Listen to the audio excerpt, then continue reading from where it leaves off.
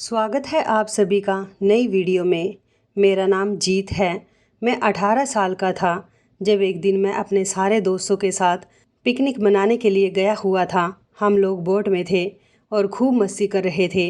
वैसे तो मैं कश्मीरी आदमी का बेटा था, लेकिन मेरे पिता ने कभी भी मुझे अपनी औलाद के रूप में एक्सेप्ट नहीं किया था।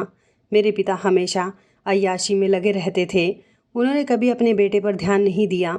मेरी माँ तो मेरे जन्म के टाइम पर ही मुझे पैदा करने के बाद मर गई थी। मैंने कभी अपनी माँ की शक्ल नहीं देखी थी और ना ही अपनी माँ का प्यार हासिल किया था। मुझे मेरे दादा दादी ने पाला था। माँ के मरने के बाद पापा ने हमेशा नई नई लड़कियों से अफेयर चलाए। उन्होंने ये नहीं सोचा कि उनका एक बेटा भी है। उन्होंने मुझे अपने माता पिता के हवाले कर दिया। वे बूढ़े लोग, उनसे जितना हो सका मेरी परवरिश की और मेरी परवरिश में कोई कमी नहीं छोड़ी। और जब मैं 10 साल का हो गया तो उन्होंने मुझे हॉस्टल में पढ़ने के लिए भेज दिया, क्योंकि वो लोग भी काफ़ी बूढ़े हो चुके थे। इस तरह से कभी मुझे माँ बाप का प्यार नहीं मिल पाया था। मैं 12वीं क्लास में था और मेरी 12वीं क्लास कंप्लीट होने ही वाली थी। हमारे स्कूल के काफ़ी सारे स्टूडेंट पिकनिक पर जा रहे थे। मैं भी उन लोगों के साथ पिकनिक पर चला गया। हम लोग बोट में थे और बहुत खुश थे। तभी अचानक एक लड़का मेरे दोस्त के साथ बदतमीजी करने लगा। मैं अपने दोस्त को उस लड़के से बचाने की कोशिश कर रहा था। उन दोनों की हाथापाई हो रही थी। वो लोग एक दूसरे को जानवरों की तरह मार रहे थे। मैं अपने दोस्त को बचा रहा था। तभी ना जाने उन दोनों में से किसका हाथ मेरे ऊपर लग गया। मुझे ऐसा लगा जैसे मुझे किसी ने धक्का दिया और मैं पानी में गिर गया। मुझे तैरना तो आता नहीं था। मैं बहुत घबरा रहा था और मैं पानी के अंदर ही बेहोश हो गया। मुझे लगा कि अब शायद मैं नहीं बचूंगा। अब इतने गहरे समंदर के पानी में भला मुझे कौन बचाने आ सकता था। जब मेरी आँख खुली तो मैंने अपने आप को एक घर में देखा। ये बहुत आलीशान घर बना हुआ था। इतना खूबसूरत घर था कि इसे देखकर मेरी आंखें चौंक रही थी। जिस कमरे में मुझे रखा गया था, मेरे सामने वहाँ पर एक आदमी बैठा हुआ था। इस आदमी की उम्र लगभग 45 साल की होगी। मुझे होश में आता हुआ देखकर वो आदमी मेरे करीब आया और कहने लगा कि अब तुम ठीक हो। मैंने हाँ में सिर हिला दिया। मैंने कहा, लेकिन आप कौन हो और ये मैं कहाँ पर हूँ? ये किसका घर है? वो आदमी कहने लगा, अपने दिमाग पर इतना जोर मत डालो। मैं तुम्हें सब बताता हूँ कि तुम कहाँ हो और मैं कौन हूँ। मेरा नाम अविनाश है। मैं इस घर का मालिक हूँ। ये घर मेरा है और मैं तुम्हें इस घर में लेकर आया हूँ। मुझे फ़िशिंग करने का बहुत शौक़ है। मैं अक्सर समुद्र के किनारे बैठकर 3-4 दिन पहले मैं फ़िशिंग कर रहा था कि अचानक मुझे पानी के अंदर कुछ हलचल होती हुई महसूस हुई। मैंने गौर से देखा तो तुम बहते हुए आ रहे थे। मैं भागकर तुम्हारी तरफ गया और मैंने देखा कि तुम्हारी हालत बहुत बुरी थी और तुम बेहोश थे। मैं तुम्हें अपनी गाड़ी में डालकर अपने घर ले आया और तुम्हारे होश में आने का इंतज़ार करने लगा कि तुम होश में आओ तो देखूं कि तुम कहाँ से हो और कौन हो। और इसी तरह से आज तुम 3 दिन के बाद होश में आए हो। मैंने याद करने की कोशिश की कि आखिर में किस तरह से पानी में चला गया था। मैंने अपना दिमाग लड़ाया। फिर मुझे याद आया कि मैं तो पानी में गिर गया था। मैं अपने दोस्तों को बचा रहा था। मैंने ये बात उस आदमी को बता दी कि मैं किस तरह से बोट से नीचे गिर गया था। उसके बाद उन्होंने मुझसे मेरे माता पिता के बारे में पूछा और कहा कि तुम मुझे उनके बारे में बताओ और ये बताओ कि तुम कहाँ से हो। मैं तुम्हारी फैमिली को कांटेक्ट करने की कोशिश करता हूँ। वो लोग तुम्हें यहाँ से आकर ले जाएंगे। इस बात पर मैं थोड़ा सा उदास हो गया था। आखिर मैं तो हॉस्टल में रहता था। मेरी माँ थी ही नहीं और मेरे पिता को तो मेरी कोई फिक्र ही नहीं थी। मैंने उनसे बिना कुछ सोचे समझे ही कह दिया कि मैं अनाथ हूँ और मेरा इस दुनिया में कोई नहीं। मेरी ये बात सुनकर उस आदमी की आंखों में आंसू आ गए। मुझे ऐसा लगा जैसे मेरे दर्द का उसे अच्छी तरह से एहसास हो गया था। उसने कहा, अगर मैं तुमसे कहूँ कि तुम इस घर में ही रह जाओ मेरे पास, तो क्या तुम इनकार तो नहीं करोगे? मैं उस आदमी की बात पर चौंक गया था। ये आदमी मुझे देखने में बहुत भला लग रहा था। मैंने कहा, लेकिन मैं आपके घर में कैसे रह सकता हूँ? उन्होंने बताया कि मेरी शादी को 5 साल हो गए, लेकिन मेरी अभी तक कोई औलाद नहीं। मेरे पास इतना रुपया पैसा प्रॉपर्टी है, लेकिन किसी काम का नहीं, क्योंकि मेरी प्रॉपर्टी का कोई मालिक नहीं। मैं चाहता हूँ कि मेरी भी कोई औलाद हो जिसका वारिस वो कहलाए, लेकिन भगवान ने मुझे औलाद नहीं दी। थोड़ी देर के बाद उस आदमी ने नौकर से कहा कि इनके लिए सूप लेकर आओ। नौकर मेरे लिए सूप लेकर आया। उस आदमी ने कहा कि तुम आराम करो, बाकी की बातें हम लोग बाद में करेंगे। अभी मैं कुछ बेहतर महसूस कर रहा था। मुझे कमरे के अंदर ही सारा दिन गुजर गया था। फिर मैंने सोचा कि मैं कमरे से बाहर निकलकर घर का हाल चाल देख लेता हूँ। मैं अपने कमरे से बाहर गया तो मैंने खूबसूरत लड़की को देखा। वो लगभग 20 या 22 साल की लड़की होगी।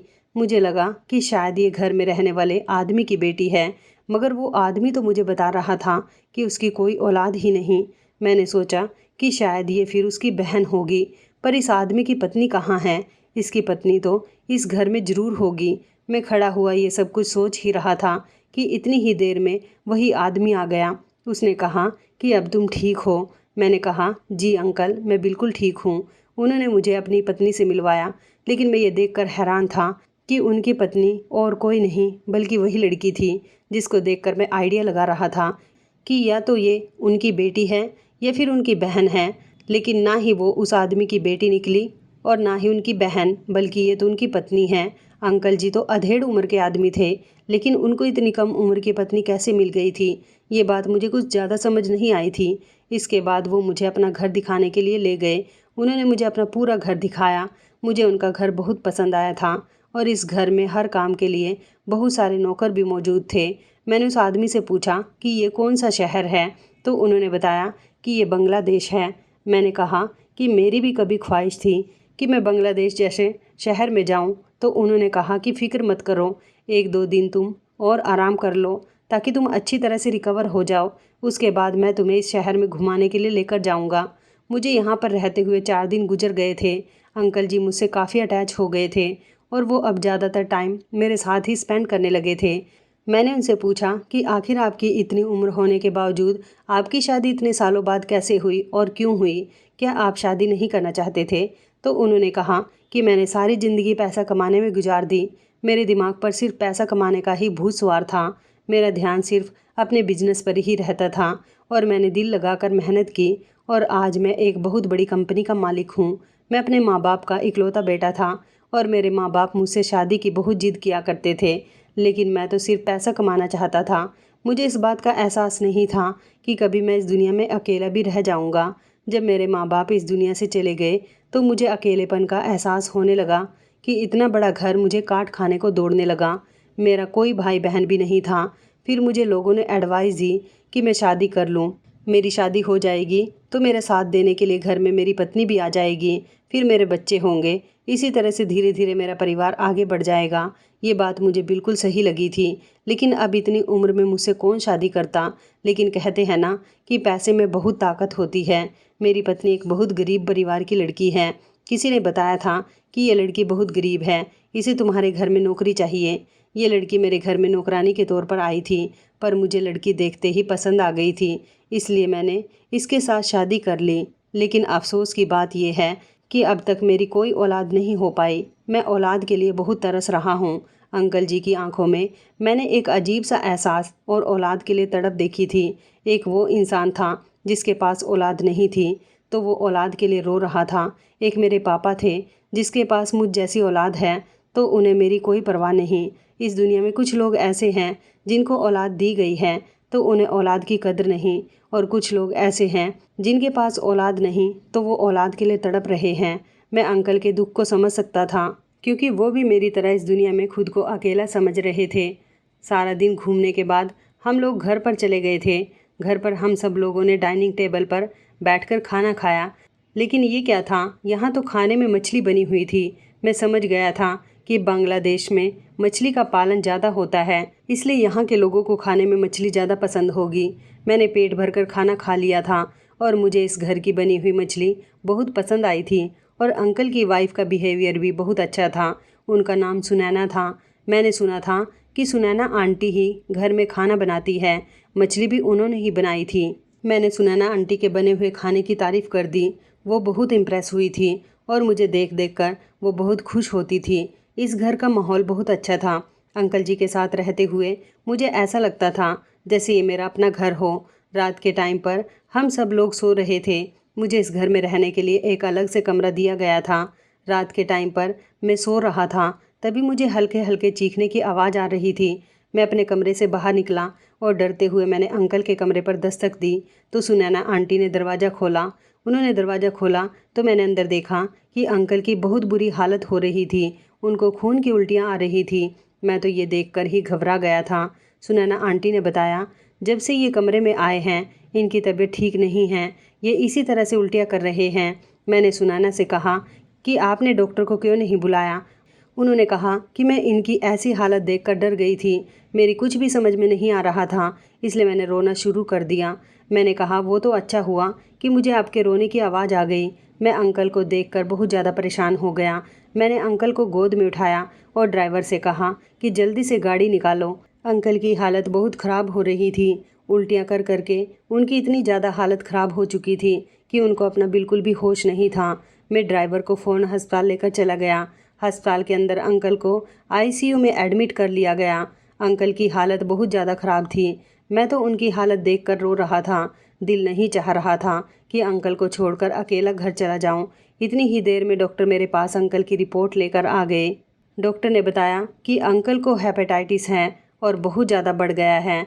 डॉक्टर ने ये भी बताया कि उनकी बीमारी काफ़ी सालों पुरानी है और ये बीमारी धीरे धीरे बढ़ती ही चली जा रही है। आपको इनका बहुत ध्यान रखना पड़ेगा और इनको ज़्यादा से ज़्यादा आराम की ज़रूरत है। मुझे ये बात सुनकर बहुत परेशानी हुई थी। अंकल की बीमारी ने मुझे तोड़कर रख दिया था। न जाने क्यों अंकल के इतना बीमार होने पर मुझे इतनी ज़्यादा टेंशन क्यों हो रही थी। मैं उनके साथ अस्पताल में सारी रात रहा। जब सुबह को अंकल को होश आया तो डॉक्टर ने उन्हें डिस्चार्ज कर दिया। मैं उन्हें घर लेकर आ गया था। मैंने अंकल से कहा, आपको अपना बहुत ध्यान रखना है।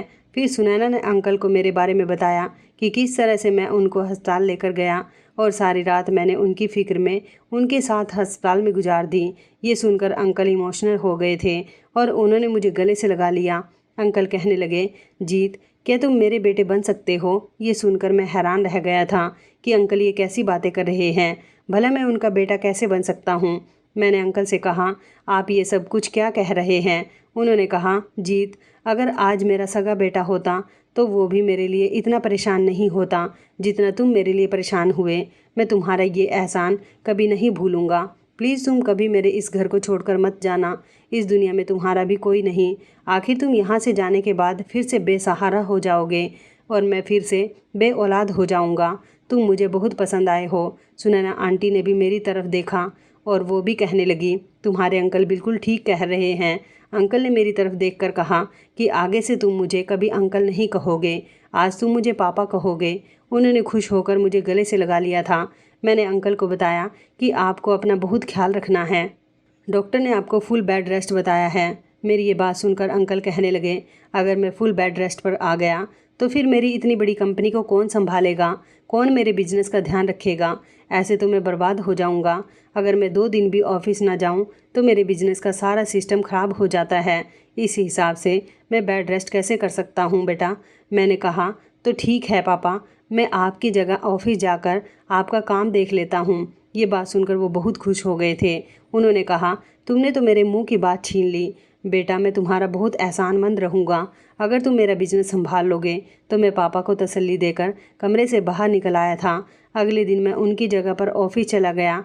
उनको मेरा काम बहुत पसंद आया था और कुछ ही दिन बाद मैंने अंकल के पूरे बिजनेस को अच्छी तरह से संभाल लिया था। अंकल बेफिक्री से अपने घर में आराम कर रहे थे। वो मेरी तरफ से बहुत खुश थे। एक दिन जब मैं ऑफिस से घर गया तो सुनैना आंटी अंकल को उनके कमरे में ही खाना दे चुकी थी। मुझे घर आते हुए बहुत रात हो चुकी थी, लेकिन मैं ये देखकर हैरान था कि सुनैना आंटी मेरे घर आने का इंतज़ार कर रही थी और अभी तक वो सोई नहीं थी। मैंने कहा, आंटी, आप अभी तक सोए क्यों नहीं हो? उन्होंने कहा कि मैं तो तुम्हारा ही इंतज़ार कर रही थी। तुम्हारे पापा को खाना और दवाई देकर उन्हें सुला दिया है और अब मैं तुम्हें खाना देने के लिए आई हूँ। सुनैना आंटी की हरकतें मुझे कुछ अजीब लग रही थी। वो मुझे अजीब तरह से टच कर रही थी। मैंने उनसे कहा, आप ये क्या कर रही हो? तो वो कहने लगी, तुम बहुत खूबसूरत हो। मैंने पहली बार इतना खूबसूरत लड़का देखा है। तुम्हारे पापा भी तुमसे बहुत खुश हैं। तुमने उनका पूरा बिजनेस संभाल लिया और इस घर को भी संभाल रहे हो। मैं तुमसे बहुत इम्प्रेस हुई हूँ। उनकी ऐसी बातें कहने पर मैं बिना खाना खाए ही डाइनिंग टेबल से उठकर कमरे में चला गया था। मुझे बड़ा अजीब लगता था। न जाने वो ऐसी हरकत क्यों कर रही थी। वो मुझसे उम्र में 3-4 साल बड़ी थी। मैं उनकी इज्जत करता था, लेकिन वो मेरे साथ ऐसे पेश आती थी जैसे वो मेरी कोई दोस्त हो। लेकिन मैंने कभी किसी लड़की को नज़र उठाकर नहीं देखा था। फिर वो तो मेरी माँ की जगह थी। अब इसी तरह से सुनैना आंटी को ऐसी गंदी हरकतें करते हुए काफ़ी दिन हो गए थे। वो किसी न किसी बहाने से मेरे कमरे में आ जाती थी और मुझसे बात करने की कोशिश करती थी। यहाँ तक कि जब मैं ऑफिस में होता तो मेरे नंबर पर ना जाने कैसे कैसे मैसेज भेजती रहती थी। उनका कहना था कि मैं तुम्हारी दोस्त बनना चाहती हूँ। भला वो मेरी माँ के दर्जे की औरत थी, मैं उनको अपना दोस्त कैसे बना सकता था। मैं नहीं चाहता था कि मैं उनकी शिकायत पापा से करूं, क्योंकि वो बेचारे इन दिनों वैसे भी बीमार थे और अपनी बीमारी से लड़ रहे थे। और फिर ऐसा भी हो सकता है कि कहीं मैं उनसे उनकी पत्नी की शिकायत लगाऊं तो वो मेरी बात का यकीन ना करें। मैंने सोचा था कि मैं खुद ही सुनैना आंटी को समझाऊंगा कि आप अपनी हरकतों से बाज आ जाओ, वरना मैं आपकी शिकायत पापा से कर दूंगा, कि शायद वो मेरी बात सुनकर डर जाएगी। एक दिन तो सुनैना आंटी ने हद ही कर दी थी। मैं अपने कमरे में था और सुनैना आंटी बहाने से मेरे कमरे में आ गई और उन्होंने आते ही मुझे गले लगा लिया और ज़ोर ज़ोर से रोने लगी। मैंने उनसे पूछा, क्या हुआ, आप रो क्यों रही हो? मुझे लगा कि शायद पापा की तबीयत खराब हो गई। उन्होंने कहा, तुम्हारे पापा की तबीयत तो ठीक है, मैं आज तुमसे अपनी परेशानी शेयर करना चाहती हूँ। मैंने कहा, बताइए आपको क्या परेशानी है? तो वो रोते हुए कहने लगी, इस दुनिया में मैं बिल्कुल अकेली हूँ, मेरा कोई नहीं है। मैं तुमसे कितनी बार कह चुकी हूँ कि तुम मेरे दोस्त बन जाओ, हम दोनों की उम्र में ज़्यादा फ़र्क नहीं है, क्या हम दोनों दोस्त नहीं बन सकते? मैंने कहा, सुनैना आंटी, लेकिन आपका रिश्ता मेरे साथ माँ जैसा है, भला मैं आपको दोस्त कैसे बना सकता हूँ? सुनैना आंटी कहने लगी, तुम मुझे सुनैना आंटी मत कहा करो, मैं तुम्हें किस एंगल से आंटी लगती हूँ? मैं कितनी खूबसूरत और जवान हूँ, और तुमने आंटी कहकर मेरी खूबसूरती में दाग लगा दिए। मैं उस औरत से बहुत परेशान था, न जाने मुझसे क्या चाहती थी। ये बात कहते हुए अचानक उन्होंने मेरा हाथ पकड़ लिया। मैं उनके हाथ से अपना हाथ छुड़ाने की कोशिश कर रहा था, लेकिन तभी कमरे में नौकरानी आ गई। सुनैना आंटी का ध्यान जैसे ही दरवाजे की तरफ गया, मैंने उनके हाथ से अपना हाथ छुड़ा लिया और नौकरानी ने सुनैना से कहा कि मैडम आपको साहब बुला रहे हैं। ये सुनकर वो मुझे देखते हुए मेरे कमरे से बाहर निकल गई। मैंने सुकून भरी सांस ली थी कि चलो अच्छा हुआ, मेरी जान छूट गई थी। अब उनकी हरकतें दिन ब दिन बढ़ती चली जा रही थी और मुझे यही डर रहता था कि कहीं पापा मुझे सुनैना आंटी की वजह से गलत ना समझ लें। पापा की तबीयत अब कुछ बेहतर होने लगी थी, वह चलने फिरने के लायक हो गए थे और अपने कमरे से निकलने लगे थे, लेकिन अभी उन्होंने ऑफिस ज्वाइन नहीं किया था। मैंने सोचा था कि क्यों ना घर में पापा की तबीयत ठीक होने की खुशी में एक पार्टी रखी जाए, इसलिए मैंने काफ़ी सारे लोगों को इन्वाइट किया और घर में अच्छी सी पार्टी का अरेंजमेंट किया, जिससे पापा भी बहुत खुश थे। उन्होंने मुझसे कहा कि इस घर में काफ़ी सालों बाद रौनक आई है। पापा ने कहा कि जिस दिन से तुम इस घर में आए हो उस दिन से मैं बहुत खुश हूँ। मुझे ऐसा लगता है जैसे मैं अब कभी अकेला नहीं हूँ। इस घर में अब हमेशा मुझे चारों तरफ रौनक फैली हुई दिखाई देती है। वो मुझे हमेशा आशीर्वाद देते रहते थे और हमेशा मुझे खुश रहने की दुहाई देते थे और मुझे देखकर बहुत खुश होते रहते थे। सच में वो बहुत नेक इंसान थे। मैंने कभी सोचा नहीं था कि एक अनजान इंसान मुझे इतना भी प्यार दे सकता है। इस घर में रहते हुए मुझे कभी ऐसा फील नहीं हुआ था जैसे मैं इस घर में रहने वाला अनजान इंसान हूँ। मुझे ऐसा लगता था जैसे ये मेरा अपना घर है। मुझे नहीं पता था कि मेरी ज़िंदगी एक दिन मेरे नसीब में एक ऐसा इंसान लिख देगी जो अपनी सगी औलाद से भी बढ़कर मुझे प्यार करेगा। पार्टी वाले दिन जब सब लोगों ने खाना खा लिया तो पापा ने कहा कि आज बहुत खुशी का मौका है, मैं एक अनाउंसमेंट करना चाहता हूँ। पापा ने मेरा हाथ पकड़कर मुझे स्टेज पर बुला लिया, लेकिन स्टेज पर बुलाने के बाद जब पापा ने सारे मेहमानों से कहा, वो सच में मेरी सोच से भी अलग था। पापा ने अनाउंस किया कि मैं आप सब लोगों को अपने बेटे से मिलवाना चाहता हूँ। ये मेरा बेटा है और मैं अपनी सारी प्रॉपर्टी और अपना सारा बिजनेस सब कुछ अपने बेटे के नाम कर रहा हूँ। ये सुनकर तो मुझे अपने कानों पर विश्वास नहीं हो रहा था। मेरी आंखों में आंसू आ गए। मैं उस टाइम पापा से कुछ कह नहीं पा रहा था। मैं सोच रहा था कि कभी कभी ज़िंदगी हमें कुछ ऐसे लोगों से मिलवा देती है जो हमारे अपने ना होते हुए भी हमारे अपनों से भी ज़्यादा करीब हो जाते हैं। इस बात पर वहाँ के सारे मेहमान ज़ोर ज़ोर से तालियां बजा रहे थे, लेकिन जैसे ही अचानक मेरी नज़र सुनैना आंटी पर पड़ी, उन्हें देखकर मुझे बड़ा अजीब सा महसूस हुआ। उनके चेहरे की रिएक्शन कुछ अलग टाइप के थे। वो मुझसे बहुत गुस्से में लग रही थी। उन्हें गुस्सा किस बात का था ये बात मैं समझ नहीं पाया था। थोड़ी देर के बाद डांस शुरू हो गया और सारे कपल्स आपस में डांस कर रहे थे। अब मैं तो सिंगल था, इसलिए मैं एक साइड में खड़े होकर सब लोगों का डांस देख रहा था। उधर पापा भी सुनैना आंटी के साथ डांस कर रहे थे, लेकिन सुनैना आंटी का मूड ठीक नहीं लग रहा था।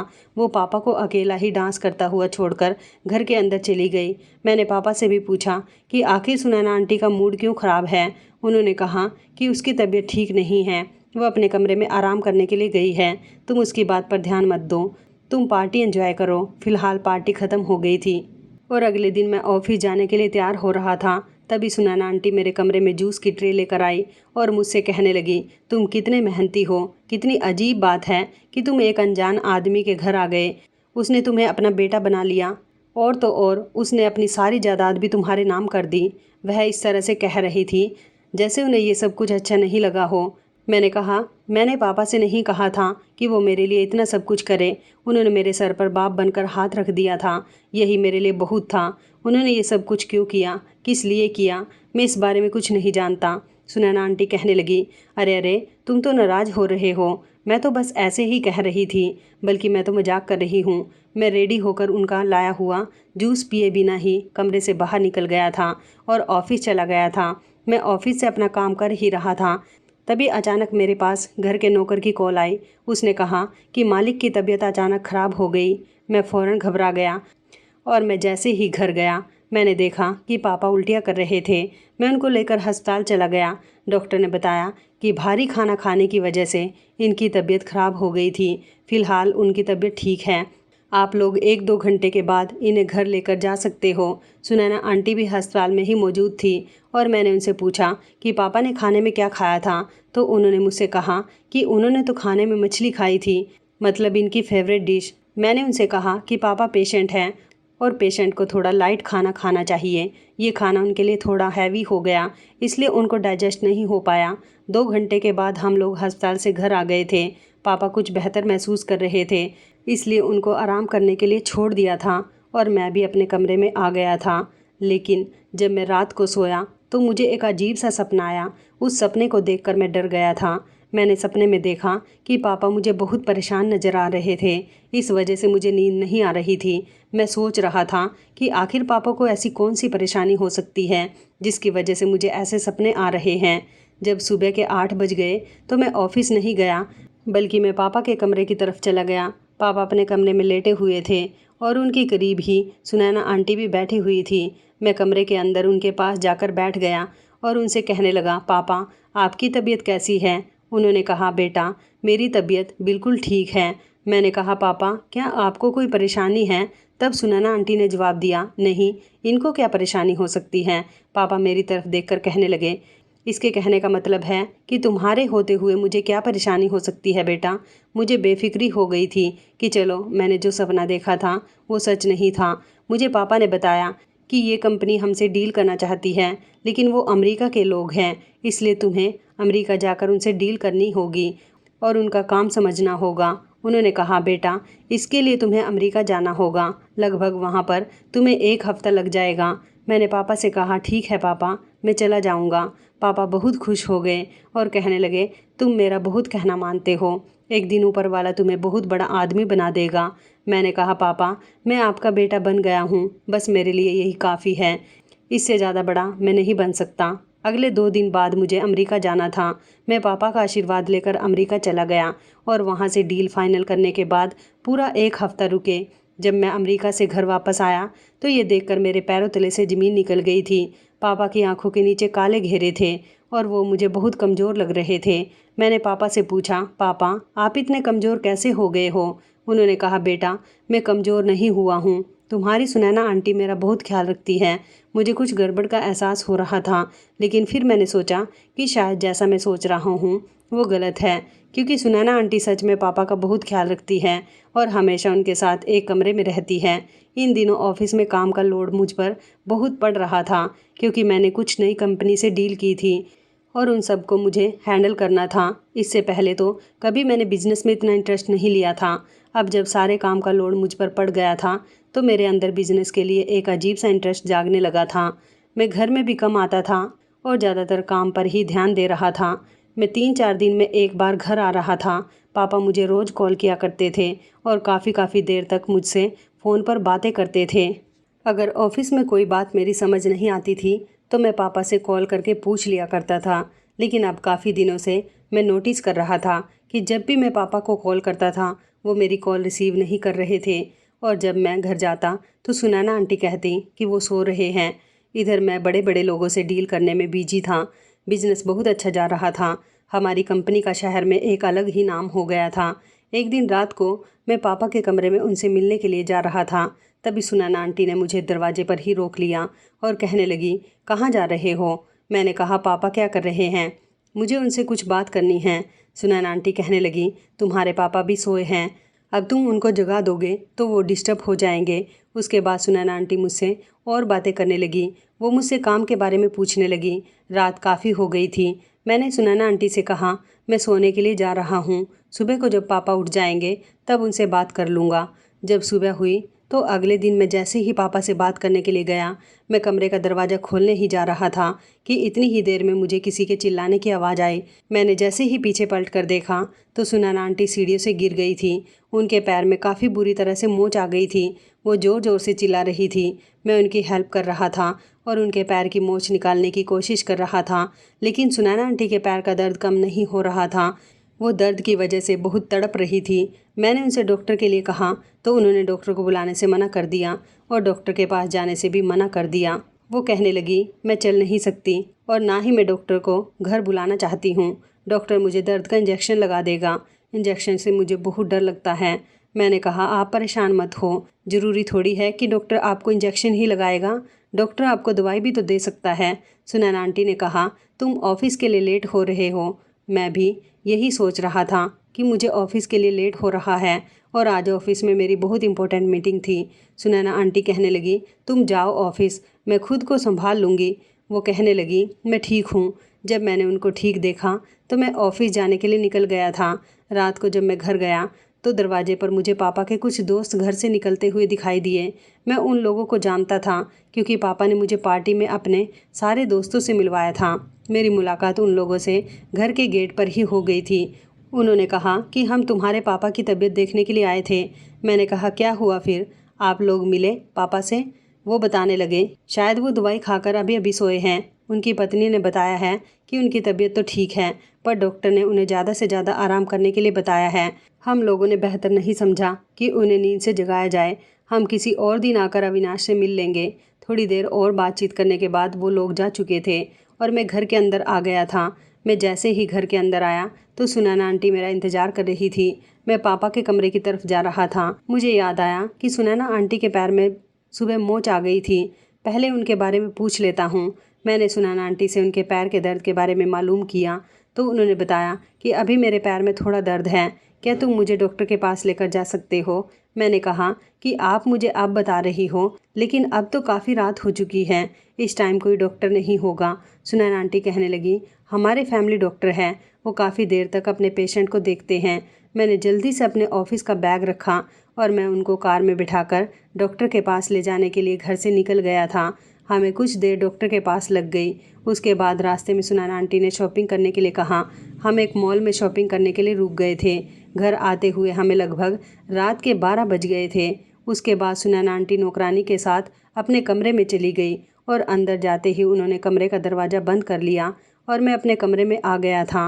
मैंने अपना मोबाइल चेक किया तो मेरे मोबाइल में हमारे ऑफिस के पीए की बहुत सारी मिस्ड कॉल थी। मेरा फ़ोन साइलेंट पर था, इसलिए शायद मुझे कॉल के बारे में पता नहीं चला था।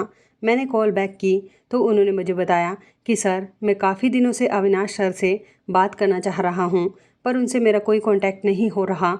मैंने कहा, पापा तो घर में ही हैं और उनका नंबर भी ऑन है। उन्होंने कहा, सर, मैं रोज़ उनका नंबर ट्राई करता हूँ लेकिन कोई भी कॉल रिसीव नहीं करता। मैंने उससे बात करके अपना मोबाइल बंद कर दिया था।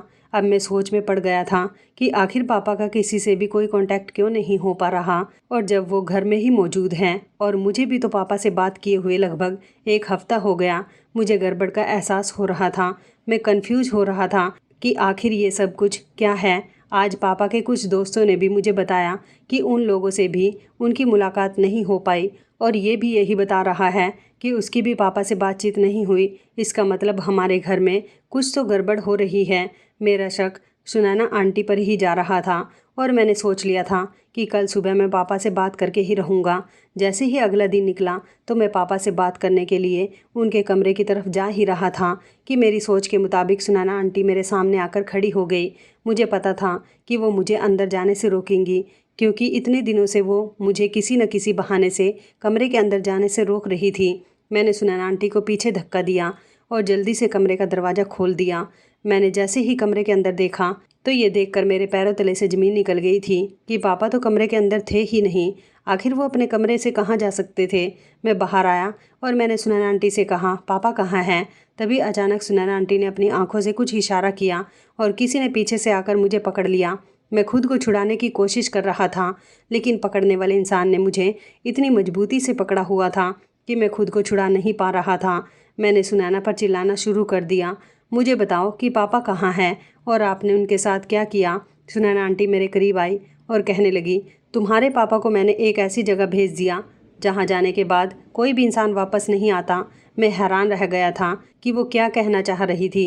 सुनैना आंटी ने मेरे आगे कुछ पेपर डाल दिए और कहने लगी, जल्दी से इन पर साइन कर दो। मैं चिल्ला रहा था और कह रहा था, तुम क्या चाहती हो, मुझे छोड़ दो। ये बताओ पापा कहाँ हैं। सुनैना आंटी कहने लगी, जैसे मैं कह रही हूँ वैसा ही करो।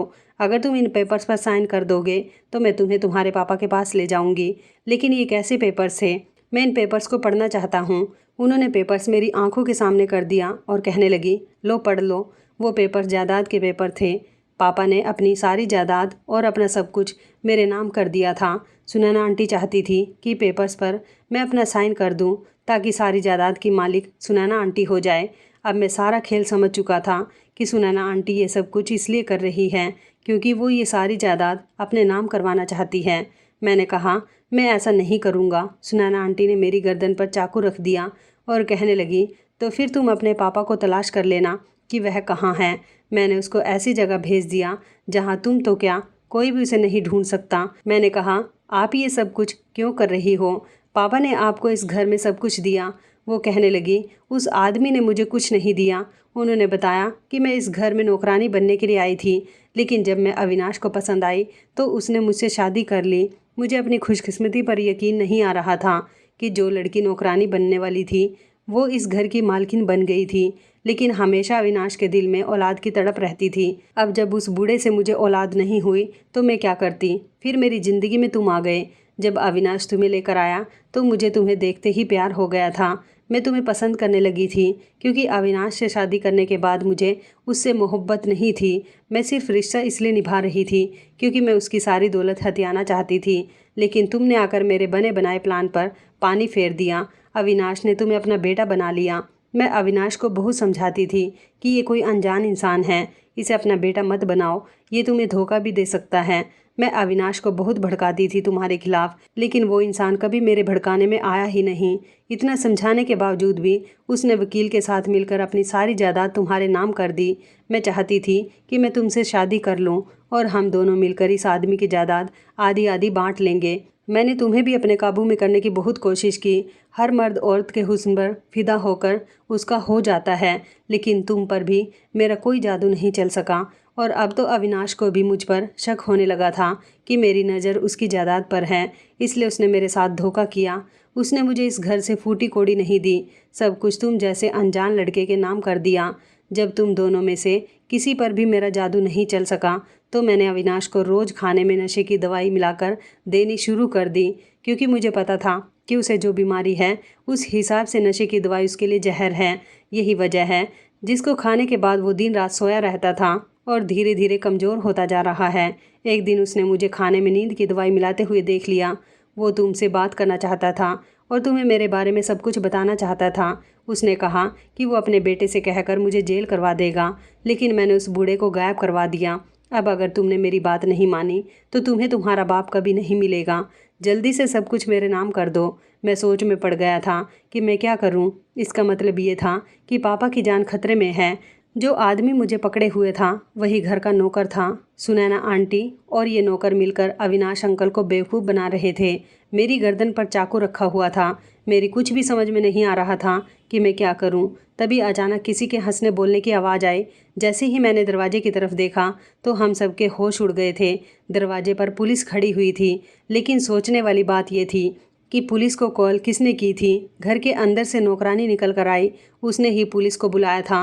वो नौकर और सुनैना आंटी भागने की कोशिश कर रहे थे। पुलिस ने जल्दी से उन लोगों को अरेस्ट कर लिया। उन लोगों ने पापा को उनके कमरे में बने हुए बाथरूम में ही हाथ पैर बांधकर बंद किया हुआ था। पुलिस उन दोनों को पकड़कर पुलिस स्टेशन ले गई और हम लोग पापा को लेकर अस्पताल चले गए। वहाँ पर उनका इलाज कराया गया। पापा की तबीयत बहुत सीरियस थी। नौकरानी ने बताया कि मालिक ने मेरे लिए बहुत कुछ किया है। मुझे काफ़ी दिनों से शक हो रहा था कि मालकिन कुछ तो गलत कर रही है, लेकिन मेरी कुछ भी समझ में नहीं आ रहा था। उसने मुझे बताया कि मैं आपको भी सब कुछ बताना चाहती थी, पर आपके पास काफ़ी दिनों से काम ज़्यादा होने की वजह से टाइम नहीं था, इसलिए मैं आपको कुछ नहीं बता सकी।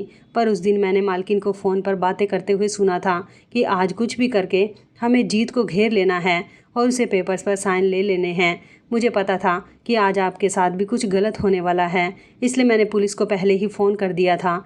वो तो अच्छा हुआ कि पुलिस टाइम पर ही घर पर आ गई। मैंने नौकरानी को थैंक यू बोला।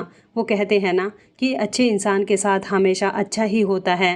पापा ने मेरे साथ ही अच्छा नहीं किया था, बल्कि वो अपने घर के नौकरों की भी बहुत मदद किया करते थे, और आज उनके घर की गरीब नौकरानी ने मेरी जान के साथ साथ पापा की जान भी बचा ली थी।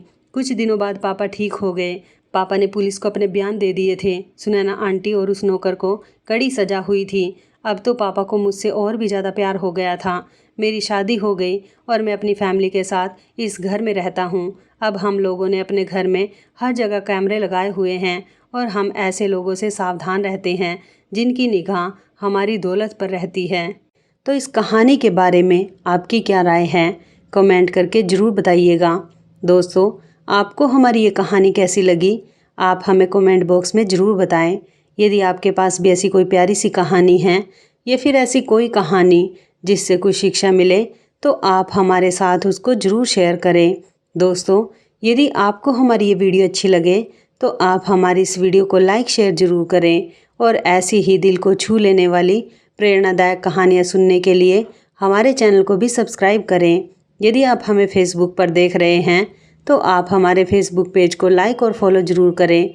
तो दोस्तों, फिर मिलते हैं ऐसी ही ज़बरदस्त कहानी या टिप्स के साथ नई वीडियो में। तब तक के लिए धन्यवाद। आप सभी अपना ख्याल रखना। आपका दिन शुभ व मंगलमय हो।